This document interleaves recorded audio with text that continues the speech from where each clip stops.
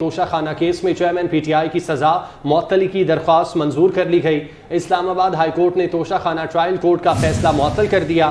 Chief justice عامر فاروق اور justice Tariq Mahmood Jahangiri نے مختصر فیصلہ سنایا، جبکہ تفصیلی فیصلہ کچھ دیر بعد جاری کیا جائے گا۔ دوسری جانب اٹک جیل سے چیئرمین پی ٹی آئی کی رہائی کے امکانات ختم ہو گئے۔ خصوصی عدالت نے بانی پی ٹی آئی کو سائفر کیس میں 30 اگست تک جوڈیشل ریمانڈ پر اٹک جیل میں رکھا ہوا ہے۔ آفیشل سیکرٹ ایکٹ عدالت کے جج ابو الحسنات ذوالقرنین نے فیصلہ سنایا۔ چیئرمین پی ٹی آئی کو کل عدالت پیش کرنے کا حکم دیا گیا ہے۔ مزید بات کریں گے، فرزانہ صدیق ہمارے ساتھ موجود ہیں۔ فرزانہ، اس فیصلے کے حوالے سے تفصیلاً بتائے گا۔ کیس میں چیئرمین پی ٹی آئی کی سزا معطلی کے خلاف فیصلہ آج اسلام آباد ہائی کورٹ نے سنا دیا۔ اسلام آباد ہائی کورٹ کے چیف جسٹس عامر فاروق اور جسٹس طارق محمود جہانگیری نے اس کیس کی سماعت کی 2 رکنی بینچ یہ تشکیل دیا گیا تھا۔ توشہ خانہ کیس کی اب تک 4 سماعتیں ہوئی ہیں۔ پہلی سماعت میں چیئرمین پی ٹی آئی کے وکیل لطیف کھوسہ سمیت دیگر سینئرز وکلاء بھی آئے اور ان کی جانب سے دلائل مکمل کر لیے گئے۔ دوسری سماعت پر الیکشن کمیشن کے وکیل امجد پرویز طبیعت کی ناسازی کے باعث پیش نہیں ہو سکے تھے، اور جس کے بعد اس سماعت کو گزشتہ روز کے لیے ملتوی کر دیا گیا تھا، اور بالآخر گزشتہ روز جو سماعت ہوئی اسلام آباد ہائی کورٹ میں، وہاں پر الیکشن کمیشن کے وکیل امجد پرویز کی جانب سے دلائل مکمل کر لیے گئے اور فیصلہ جو ہے وہ محفوظ کر لیا گیا تھا۔ اور آج دن 12 بجے کے بعد یہ فیصلہ اسلام آباد ہائی کورٹ نے سنا دیا۔ اس فیصلے کی اگر ہم بات کریں تو مختصر چیف جسٹس کی جانب سے یہ فیصلہ سنایا گیا، جس میں انہوں نے کہا کہ چیئرمین پی ٹی آئی کی جو سزا ہے اس کو معطل کر دیا گیا ہے، سزا کو کالعدم نہیں کیا گیا۔ سزا کا معطل ہو جانے کا مطلب ہے کہ سزا ختم ہو گئی ہے لیکن برقرار رہے گی، یعنی کہ اس کو صرف عارضی طور پر ختم کر دیا گیا ہے۔ یہ کیس ایسے ہی جاری رہے گا۔ 1 لاکھ روپے کے جو ضمانتی مچلکی ہیں وہ بھی جمع کروانے کے احکامات جاری کیے گئے اور اس طرح سے ان کی ضمانت بھی منظور کر لی گئی۔ اگر ہم بات کریں چیئرمین پی ٹی آئی کی رہائی کی تو ان پر صرف ایک کیس نہیں ہے بلکہ 100 سے زائد مقدمات ہیں جو ان پر درج ہیں اور مختلف عدالتوں میں یہ کیسز چل رہے ہیں۔ ان کی رہائی صرف اس صورت میں ہی ممکن ہو پائے گی اگر تمام تر عدالتیں ان کو گرین سگنل دے دیتی ہیں، تمام عدالتوں سے ان کی رہائی منظور ہو جاتی ہے۔ ابھی صرف ایک کیس میں توشہ خانہ کیس میں ان کی سزا کو معطل کیا گیا ہے اور اس میں بھی عدالت نے 1 لاکھ روپے ضمانتی مچلکوں کے عوض ان کی ضمانت منظور کی ہے۔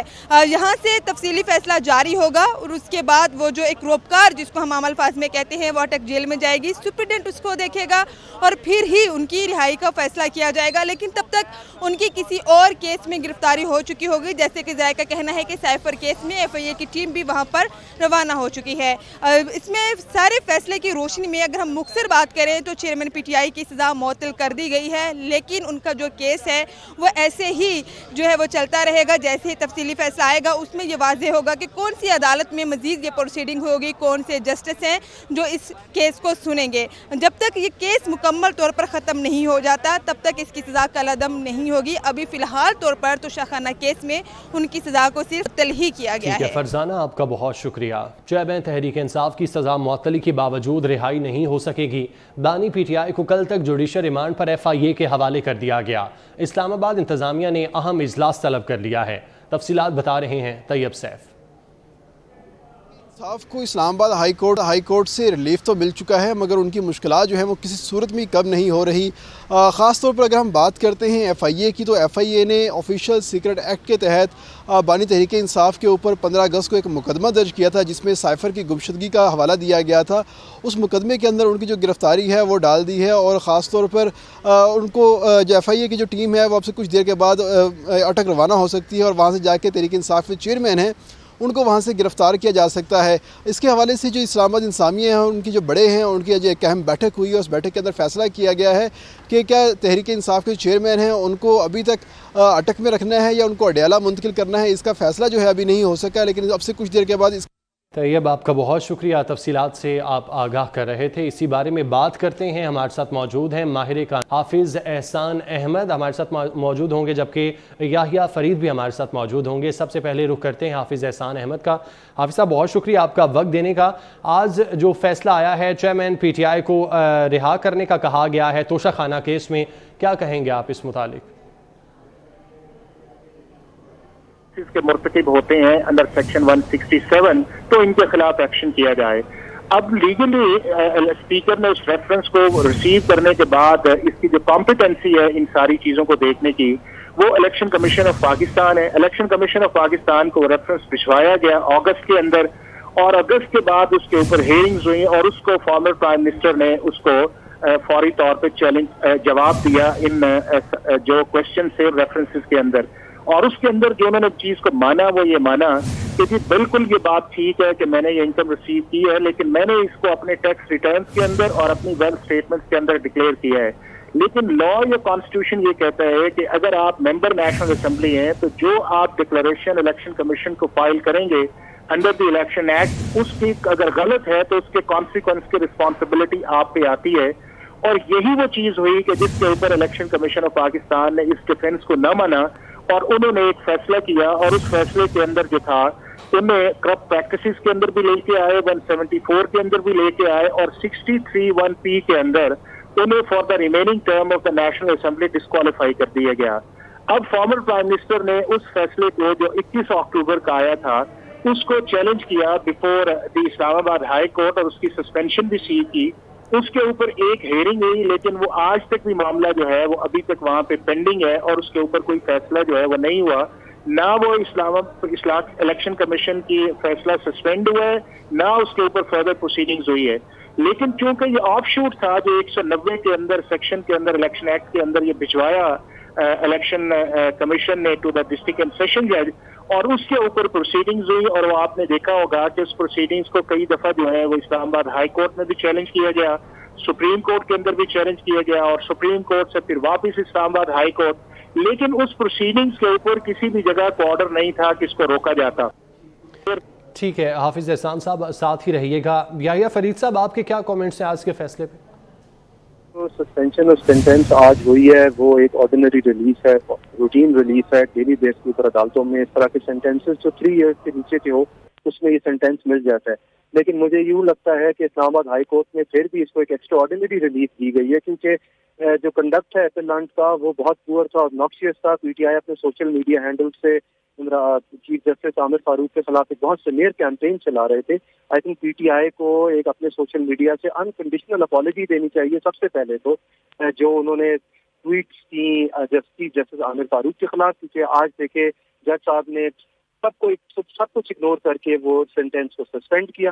لیکن یہ جو سسپینشن ہوتی ہے سینٹینس کی, یہ ایکوٹل نہیں ہوتا. In the eyes of the law the appellant stands convicted, he stands disqualified under Article 62 of the Constitution, and even under SEMRA law یہ ٹیلی ویژن پہ ابھی اپیئر نہیں ہو سکتے. ابھی مین اپیل سننی ہے عدالت نے, کیونکہ سسپینشن کا آرڈر ایک شارٹ آرڈر ہوتا ہے. عدالت میرٹس میں نہیں جاتی, ایویڈنس کو پیروز نہیں کرتی, وٹنسز کی ٹیسٹیمنی نہیں دیکھتی. اور یہ سسپینشن ریووک بھی ہو سکتی ہے اگر ایپلانٹ اور ان کی پارٹی کا کنڈکٹ ٹھیک نہ ہوا. اگر یہ اس طرح کا سمیئر کیمپین چلاتے رہیں گے تو یہ سسپینشن کو ریووک بھی کر سکتے ہیں. اور اس کیس کا کوئی افیکٹ نہیں ہوتا جو باقی کیسز چل رہے ہیں, جیسے سائفر کا کیس ہے جس میں جوڈیشل ریمانڈ پہ تھے اور ابھی غالباً ری اریسٹ ہو گئے ہیں. تو جو سسپینشن آج ہوئی ہے اس کا کوئی افیکٹ نہیں ہے باقی کیسز میں. سائفر کا کیس بھی چل رہا ہے, اور 9 ادر بیل کی اپلیکیشن بھی ان کی ٹرائل کورٹ سے ریجیکٹ ہوئی ہے اور ہائی کورٹ میں ابھی وہ پینڈنگ ہے. پی ٹی آئی کے لیے جو نیکسٹ اسٹیپ ہے وہ یہی ہے کہ وہ اس اپیل کو اب جو ہے وہ آرگیو کرے, اپیل کو میرٹس کے اوپر آرگیو کرے, ایویڈنس اپنا شو کرے, اور جو اسلام آباد ہائی کورٹ ہے وہ اپیل کو سنے گی اور اس کے اوپر. ٹھیک ہے, یحییٰ فرید صاحب بہت شکریہ. حافظ احسان ہمارے ساتھ موجود تھے, آپ کا بھی بہت شکریہ. ملک میں 90 روز کے اندر انتخابات کرانے کا معاملہ, جماعت اسلامی نے بھی سپریم کورٹ میں درخواست دائر کر دی. نائب امیر جماعت اسلامی لیاقت بلوچ نے وکیل کے توسط سے آئینی درخواست دائر کی. درخواست میں استدعا کی گئی کہ سپریم کورٹ آئین کے مطابق 90 روز میں انتخابات کرانے کا حکم جاری کرے. بات کرتے ہیں امانت گشکوری ہمارے ساتھ موجود ہیں. امانت, درخواست میں مزید کیا موقف اختیار کیا گیا ہے؟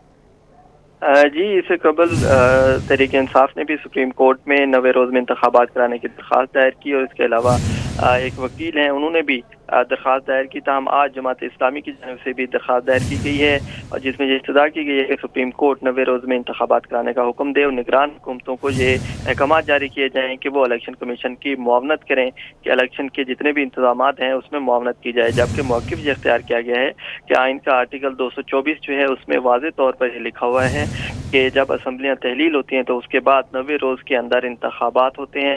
نگران حکومت جو ہوتی ہے وہ قائم کی جاتی ہے, اور نگران حکومت الیکشن میں معاونت کرتی ہے۔ درخواست میں یہ موقف اختیار کیا گیا ہے کہ چونکہ بنیادی جو عوام کے حقوق ہیں وہ وابستہ ہیں الیکشن سے، کیونکہ جو نمائندے ہوتے ہیں عوام کے وہ ان کی نمائندگی کے لیے پارلیمنٹ میں جاتے ہیں اور ان کے آپ کا بہت شکریہ۔ روشنیوں کے شہر کراچی میں بجلی کی آنکھ مچولی جاری ہے۔ بجلی کے اضافی بلوں نے بھی شہریوں کو آزمائش میں ڈالا ہوا ہے۔ شہری کہتے ہیں آمدنی سے زیادہ بجلی کے بل آنے پر گھر کے دیگر اخراجات پورے نہیں ہو پا رہے۔ مزید جانیں گے ہماری نمائندہ ہمنا نثار سے۔ ہمنا آگاہ کیجیے گا۔ شہر قائد میں بجلی کی لوڈ شیڈنگ جاری ہے، لیکن بجلی کے جو لمبے بل آتے ہیں، اتنے زیادہ بل آتے ہیں، وہ عام عوام کس طرح سے بھرے؟ ہمارے ساتھ شہری موجود ہیں، ان سے ہم بات کرتے ہیں کہ ان بلوں کی وجہ سے کتنی مشکلات ہیں ان کو۔ جی سر بتائیے گا کیا مشکلات ہے، کتنے بل آ رہے ہیں آپ کے، کیا کہنا چاہیں گے اس حوالے سے؟ 60 یونٹ کا بل ان لوگوں نے 4,500 روپے بھیجا ہے کمرشل۔ 2,000 کا بل بنتا ہے، 2,500 روپے یہ ٹیکس لگاتے ہیں۔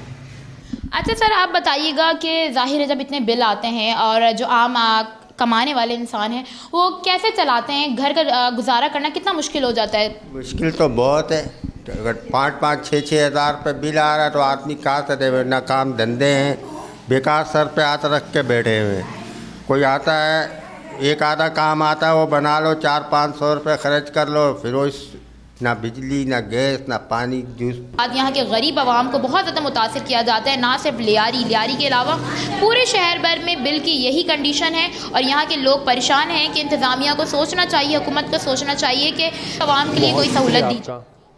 بڑھتی ہوئی بجلی کی قیمتوں نے شہریوں کو مشکلات میں ڈال دیا کہ الیکٹرک کے دفتر کے باہر شہری بھاری بھرکم بلوں کی قسطیں ادا کروانے کے لیے گھنٹوں سے کھڑے ہیں۔ شہری کہتے ہیں 25,000 کمانے والا 83,000 کا بل کیسے بھرے؟ مزید تفصیلات بتا رہی ہیں اقصیٰ شاہد۔